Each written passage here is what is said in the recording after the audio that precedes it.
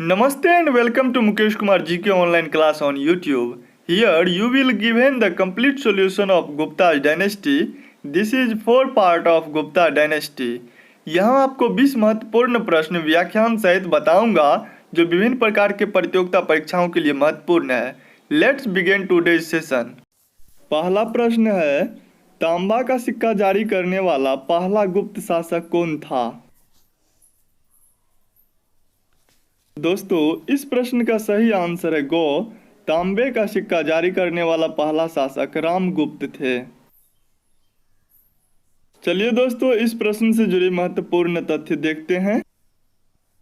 तांबे के सिक्के जारी करने वाला पहला गुप्त शासक का नाम रामगुप्त था. यह भारत में 3री से 5वीं सदी तक शासन करने वाला गुप्त राजवंश का राजा था. इसकी राजधानी पाटलिपुत्र थी जो वर्तमान समय में पटना के रूप में बिहार की राजधानी है. चलिए दोस्तों बात करते हैं अगले प्रश्न पर. किस गुप्त शासक ने दक्षिणापथ में स्थित 12 राज्यों पर धर्म विजय की? दोस्तों इस प्रश्न का सही आंसर है खो, समुद्रगुप्त ने. चलिए दोस्तों इस प्रश्न से जुड़ी महत्वपूर्ण तथ्य देखते हैं. महाभारत में विदर्भ तथा कोशल के दक्षिण में स्थित प्रदेश को दक्षिणापथ की संज्ञा प्रदान की गई है. गंगा घाटी के मैदानों तथा दोआब के प्रदेशों की विजय के बाद समुद्रगुप्त दक्षिणी भारत की विजय के लिए निकल पड़ा. इन राज्यों को पहले तो समुद्रगुप्त ने जीता, फिर कृपा करके उन्हें स्वतंत्र कर दिया. चलिए उन 12 राज्य एवं राजाओं को देखते हैं. दोस्तों ये थे 12 वे राजाएं जिन्हें समुद्रगुप्त ने हराए थे. पहला थे कौशल का राजा महेंद्र, दूसरा था महाकांतर का राजा व्याघ्रराज, तीसरा था कौराल या भौराल का राजा मंटराज, चौथे थे पिष्टपुर का राजा महेंद्रगिरी जो वर्तमान समय में मद्रास के पीठापुरम है. अगला राज्य थे कोटूर जिसका राजा स्वामी दत्त थे. छठा राज्य था एंडपल जिसका राजा दमन था. सातवां राज्य था कांजी जिसका राजा विष्णुगोप थे.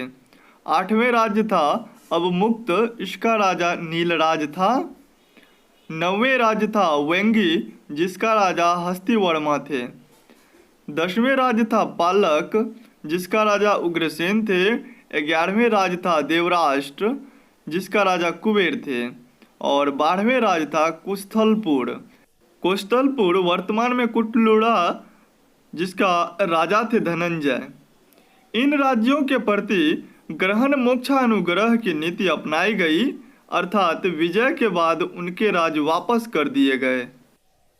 चलिए दोस्तों बात करते हैं अगले प्रश्न पर. दोस्तों अगला प्रश्न है, सर्वराजोचच्छता सभी राजाओं को उखाड़कर फेंकने वाला की उपाधि किसने धारण की?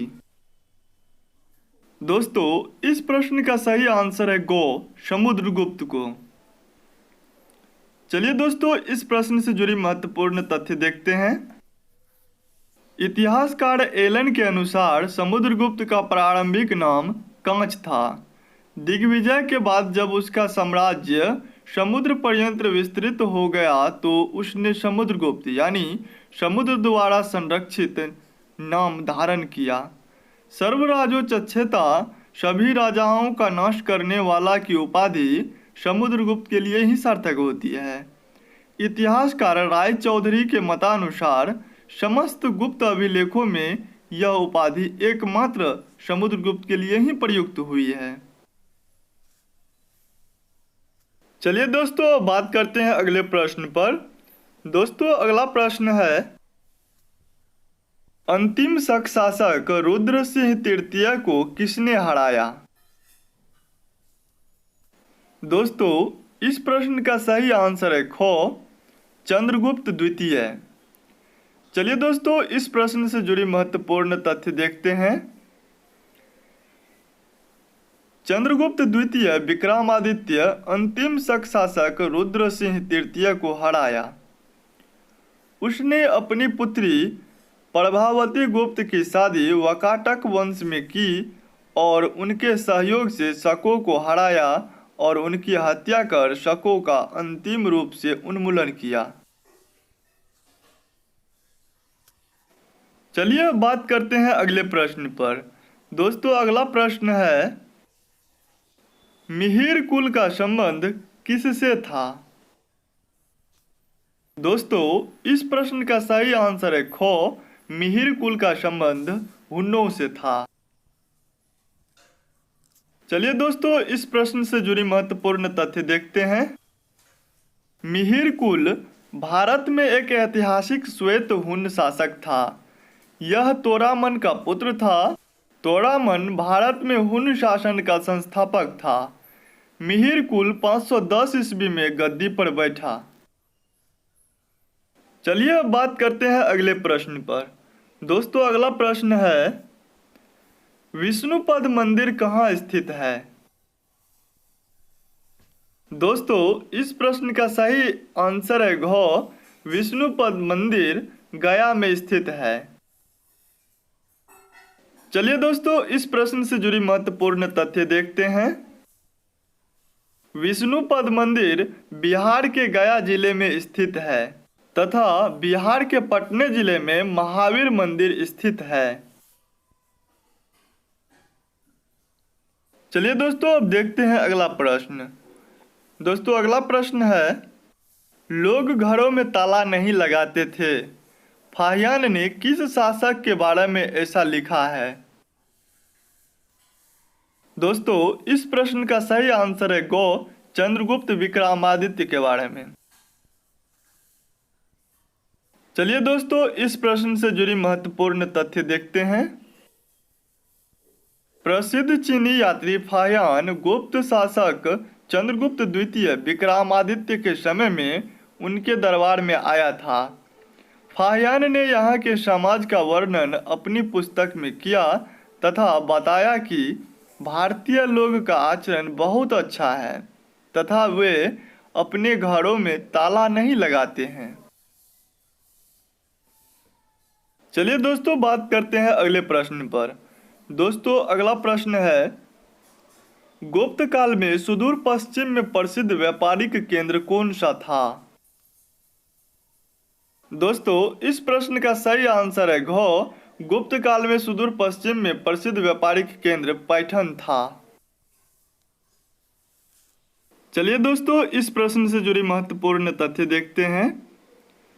गुप्त काल में सुदूर पश्चिम में प्रसिद्ध व्यापारिक केंद्र पैठण था जो गुजरात राज्य में स्थित था।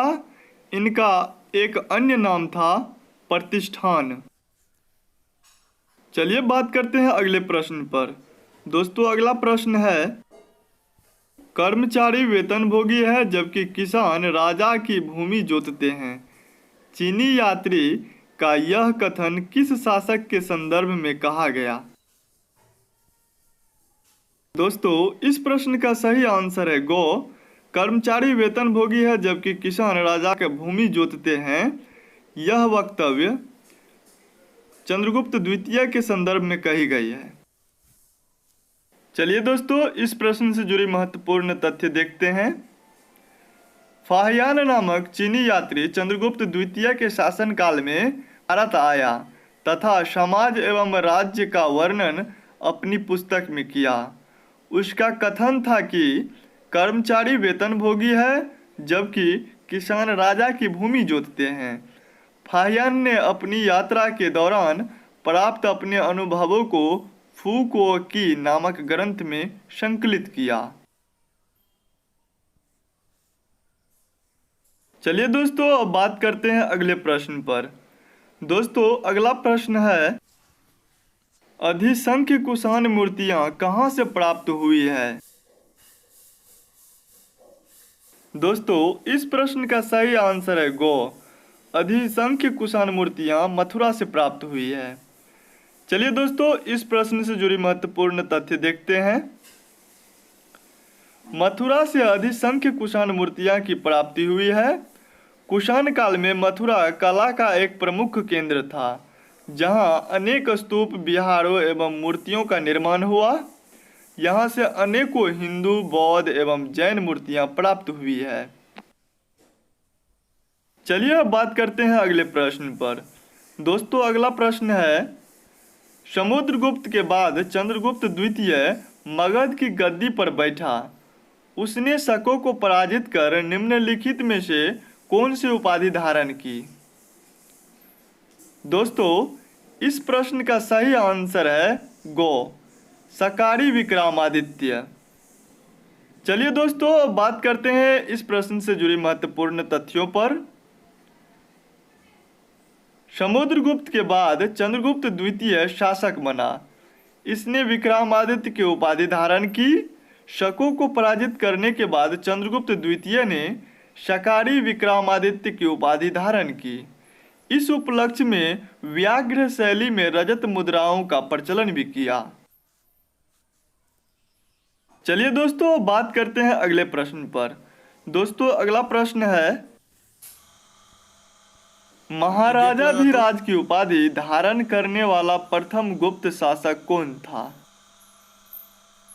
दोस्तों इस प्रश्न का सही आंसर है गो, चंद्रगुप्त प्रथम। यही पहला गुप्त शासक थे जिन्होंने महाराजाधिराज की उपाधि धारण की। चलिए दोस्तों इस प्रश्न से जुड़ी महत्वपूर्ण तथ्य देखते हैं। चंद्रगुप्त प्रथम गुप्त वंश का प्रथम स्वतंत्र शासक था तथा इसी के द्वारा सर्वप्रथम महाराजाधिराज की पदवी उपाधि धारण की गई थी, जबकि चंद्रगुप्त द्वितीय ने शक विजय के उपलक्ष्य में विक्रमादित्य की उपाधि धारण की थी।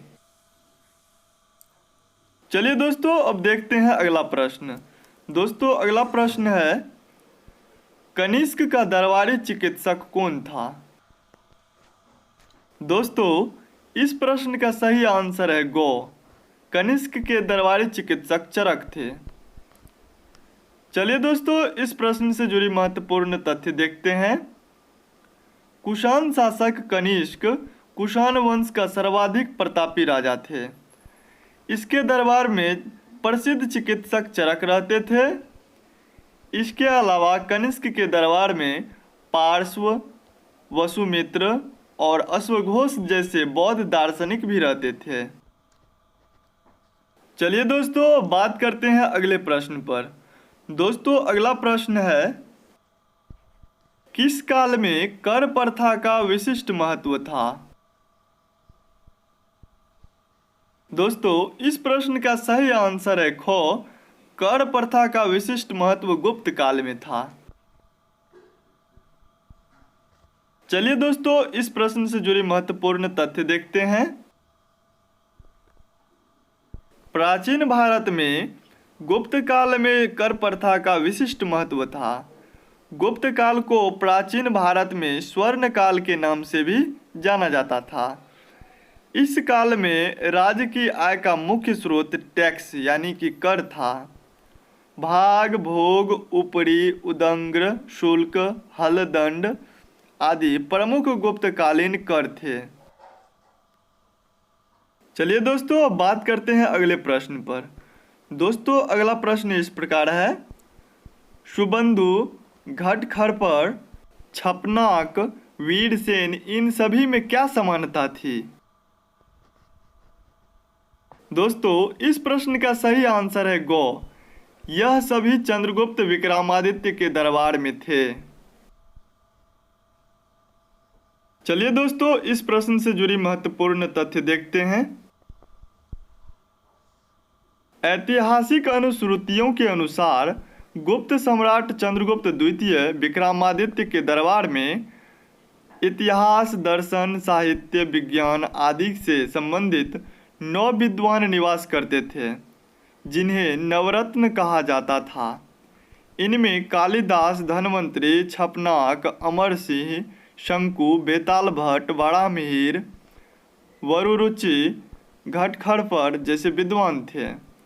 इन नवरत्नों के अतिरिक्त वसुबंधु, जिन्होंने वासवदत्ता की रचना किए, एवं वीरसेन भी चंद्रगुप्त विक्रमादित्य के दरबार में थे।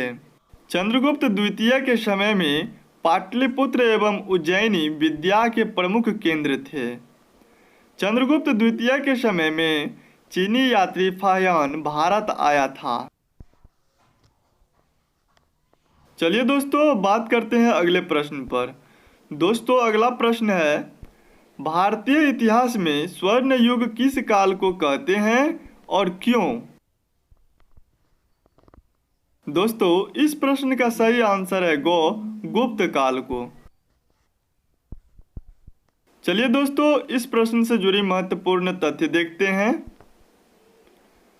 भारतीय इतिहास में स्वर्ण युग की संज्ञा गुप्त काल को दी जाती है। स्वर्ण युग या स्वर्ण काल वह संकल्पना होती है जो अपने आने वाले समय के लिए एक उदाहरण प्रस्तुत करे जिन पर आने वाली सभ्यता का विकास हो सके। गुप्त काल में कला, साहित्य, स्थापत्य, गणित, खगोल शास्त्र एवं धर्म के क्षेत्र में अपार वृद्धि हुई जो मील का पत्थर साबित हुआ। इसी कारण गुप्त काल को इतिहास में स्वर्ण युग कहा जाता है। चलिए बात करते हैं अगले प्रश्न पर। समुद्रगुप्त की निम्नलिखित में से कौन सी ऐसी नीति थी जो विशिष्ट रूप से दक्षिणापथ शासकों के लिए थी? दोस्तों, इस प्रश्न का सही आंसर है उन्होंने हार स्वीकार की और उन्हें पुनः शासन करने के लिए अनुमति दी गई। चलिए दोस्तों, इस प्रश्न से जुड़ी महत्वपूर्ण तथ्य देखते हैं। दोस्तों, इस प्रश्न से जुड़ी महत्वपूर्ण तथ्य इस प्रकार है। समुद्रगुप्त के सम्मुख दक्षिणापथ के शासकों ने हार स्वीकार की और उन्हें पुनः शासन करने के लिए अनुमति दी गई। समुद्रगुप्त के दक्षिणापथ युद्ध का वर्णन प्रयाग प्रशस्ति की 19वीं व 20वीं पंक्ति में मिलता है। इस युद्ध में उसने 12 राज्यों को पराजित किया। इन राज्यों के प्रति ग्रहण मोक्षानुग्रह की नीति अपनाई गई, अर्थात विजय के बाद उनके राज्य वापस कर दिए गए। चलिए दोस्तों, अब बात करते हैं अगले प्रश्न पर। दोस्तों, अगला प्रश्न है, एलोरा की गुफा का भित्ति चित्र जिसमें विष्णु को नर सिंह अर्थात पुरुष सिंह के रूप में दिखाया गया है किस काल की कृति है? दोस्तों, इस प्रश्न का सही आंसर है राष्ट्रकूट काल की। चलिए दोस्तों, अब देखते हैं इस प्रश्न से जुड़ी महत्वपूर्ण तथ्य। एलोरा की गुफा का भित्ति चित्र जिसमें विष्णु को नर सिंह अर्थात पुरुष सिंह के रूप में दिखाया गया है राष्ट्रकूट काल की कृति है। राष्ट्रकूट काल में कई राजा अध्ययन और कला के प्रति समर्पित थे। राष्ट्रकूट काल में एलोरा के चट्टान को काटकर कैलाशनाथ मंदिर का निर्माण कराया गया।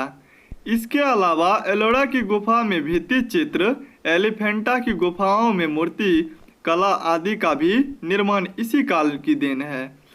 ये सभी यूनेस्को की वर्ल्ड हेरिटेज साइट में भी शामिल है। चलिए दोस्तों, अब बात करते हैं अगले प्रश्न पर। दोस्तों, अगला प्रश्न है, अजंता गुफा चित्रों में इस्तेमाल किए गए रंग निम्नलिखित में से किस सामग्री से प्राप्त किए गए हैं? दोस्तों, इस प्रश्न का सही आंसर है पौधों और खनिजों से।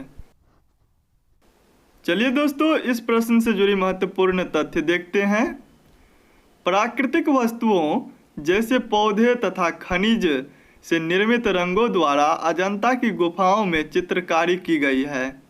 अजंता की गुफाओं के चित्रों की चमक आज 1000 से अधिक वर्ष बीतने के बाद भी वैसी की वैसी है।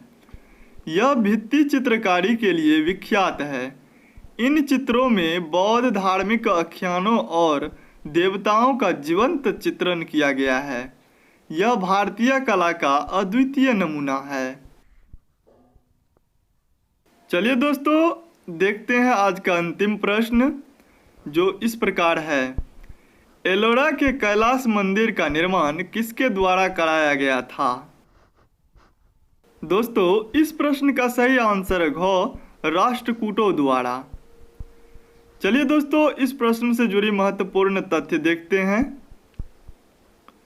एलोरा महाराष्ट्र राज्य में स्थित है। यहाँ पर राष्ट्रकूटों के द्वारा कई मंदिरों का निर्माण करवाया गया। जिसमें कैलाश मंदिर सर्वाधिक प्रसिद्ध है। इसे पहाड़ को ऊपर की तरफ से काटकर आकार दिया गया है। इसका निर्माण राष्ट्रकूट शासक कृष्ण प्रथम के द्वारा कराया गया था।